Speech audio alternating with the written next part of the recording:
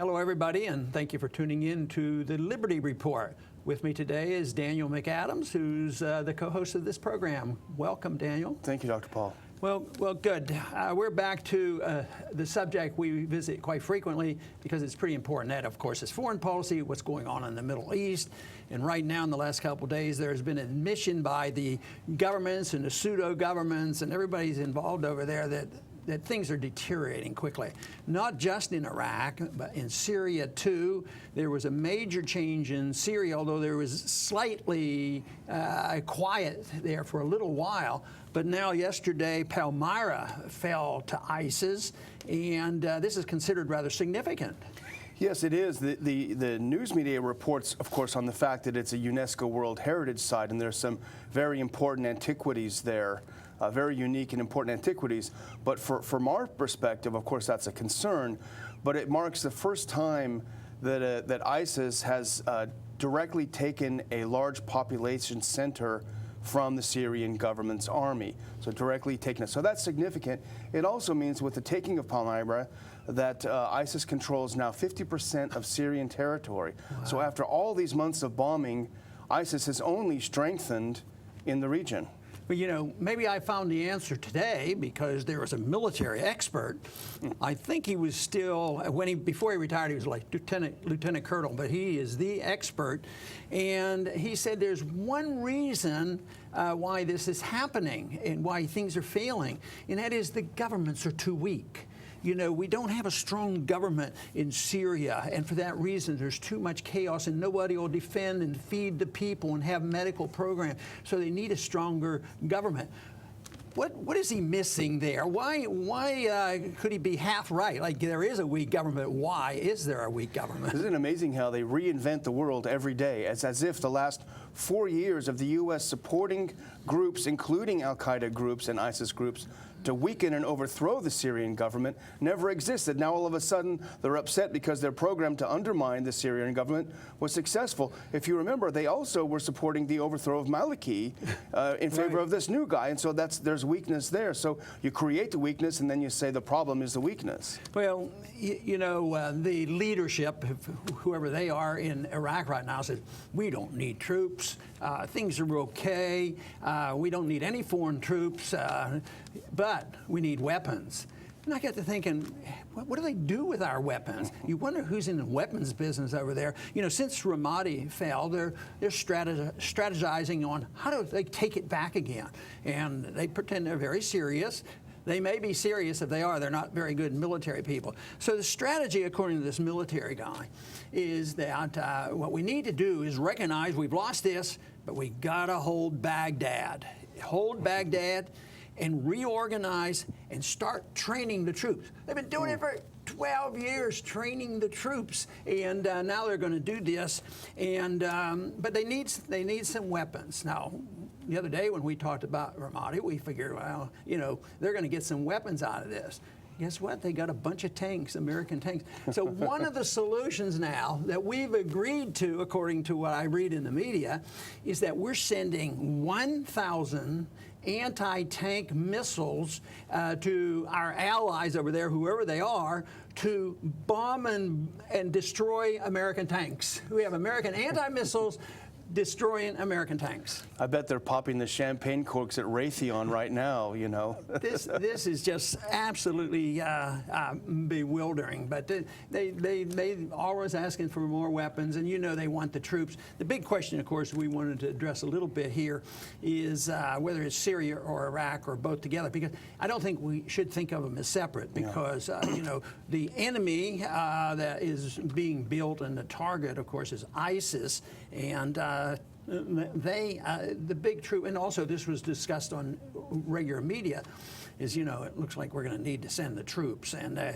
when somebody was pressing one of the military experts, they said, well, how many do you need? Well, that all depends, hemmed and hawed, but we'd only do one city at a time. We'd need about 3,000 here, and then we take that city and we move over. They wouldn't say, you know, we need 500,000 troops, you know, or whatever is necessary. But you know that is foolhardy. Why can't we, you and I, figure it out what motivates these people? Is it pure stupidity? Whose side are they on? It seems like we're on the side of ISIS. Everything we do seems to help them. Look at what's happened since 2003. After about me fighting for 5 years not to do it, ISIS and Al-Qaeda is stronger than ever, and it doesn't look like the Iranians are suffering much. No, not at all. I mean, it does make you wonder, are the military planners that incompetent? Do they not know what's happening? Or, like you've said all along, is it possible that using airstrikes cannot defeat a group like ISIS, and in fact it just emboldens them and makes them stronger? Or, as you point out, and it's hard to imagine this, that the U.S. wants ISIS to win. That's hard to understand and hard to accept. Well, it almost looks like if they set out to have a goal, their goal was chaos. And you know, there are some people who like revolutions, that chaos serves their interest. But right now, who's really responsible? Who are the people behind the scenes? And is that their purpose? But if that is the goal, it's a very, very successful 12 years, 13 years, and it's going to go on for a long time. And we've been warned. We've been forewarned by the current president and the previous president. This is a long war. This is the long war. It's going to be there a long time, and prepare for it. And the only thing is, the American people have put a little pressure on our government. Don't send any more kids home in body bags. Yeah. Of course, they're sending a lot of kids home that their lives are destroyed, and they're killing themselves in an epidemic fashion. So. Sure. Well, as you've known very well throughout your career, and we talked about it just the other day, in fact, that this whole new bombing started with a small group of Yazidis who we absolutely had to sacrifice. We had to save these people from ISIS, and it's bloomed into this huge war. And this is it's always the case where you go into Vietnam was another example, and once you're in, as you often pointed out, for the troops' sake, you can't pull out then because... Yeah, and even I think you just mentioned about Palmyra, there wasn't a tremendous... The Americans didn't assist, and there weren't a tremendous amount of people on the side. I still believe that the people, the local people, generally support ISIS, even though they wouldn't say so, because I think they are the defenders of the homeland. And I think when you hear a leader say, we don't need troops, we don't need any foreigners in here, because they don't like foreigners in there, and yet we have it so often that people get sucked in this country, you know, whether it's the beheadings or the ISIS and holy sites being destroyed, and they're beating the war drums. And I fear that soon we already have troops over there and special forces, but I think it's going to get much bigger because they're not going to walk away from this. You know, it's interesting, in Ramadi, which we talked about in the last program, it was taken, the U.S. had about a 24-hour notice that it was about to go, and there were very few airstrikes. Some people were curious about that. One of the sites that I like to read, the Moon of Alabama blog, is always very interesting. They point out, and I noticed this elsewhere in the media, right after ISIS took Ramadi, they held a massive military parade. I saw pictures of it. Hundreds of vehicles, a lot of them U.S. Humvees, were parading down the street. The skies were perfectly clear. And this looked to me, I'm not an expert, but it looks like a target to me. Nothing happened. It's just incredible. You know, we don't have a whole lot of time left, but I wanted to spend a couple minutes on this whole idea of authority to go to war, because they talked at one time about having a declaration of war against ISIS, which is rather bizarre because ISIS is pretty hard to declare. It's like declaring war against terrorism, and those are tactics. But it's not even coming up. I mean, the Congress is reneging on that. They're not assuming responsibility. They literally don't even want an amendment to discuss, you know, what the congressional role is. They wouldn't let some of our friends bring up an amendment where there could be a debate, even though the opposition would win it. But they don't even want to hear a debate on it. They passed the funding, but they don't want to debate whether we should be in there militarily. That's right. They've never been denied the funding. But you know, the War Power Resolution, which was supposed to restrain militarism, you know, after Vietnam War, that was a bad policy. It never really worked. And Congress, and I'm sure you recall, in 2003, it was basically the Democrats that didn't want to push it because they sort of thought, well, and their strategy was probably politically correct in that they allowed Bush to go ahead and do it, and still it's not very popular to say, oh, that was a great war.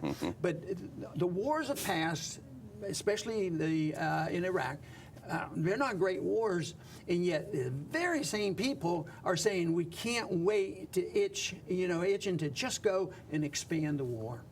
That's right. You know, in the next big blow up, there'll be another outrage in a few weeks or a few days or who knows what, and what'll happen? It'll be an authorization. Yeah, and that'll calm down the opposition, but quite frankly, the large majority are apathetic. You know, I figure that they didn't have somebody die in their family, and this is necessary, and people who aren't for war are weaklings, and they're not patriotic, and they're not strong America. This is our responsibility. This is, we are the policemen of the world, and we spread goodness around the world. We've heard that.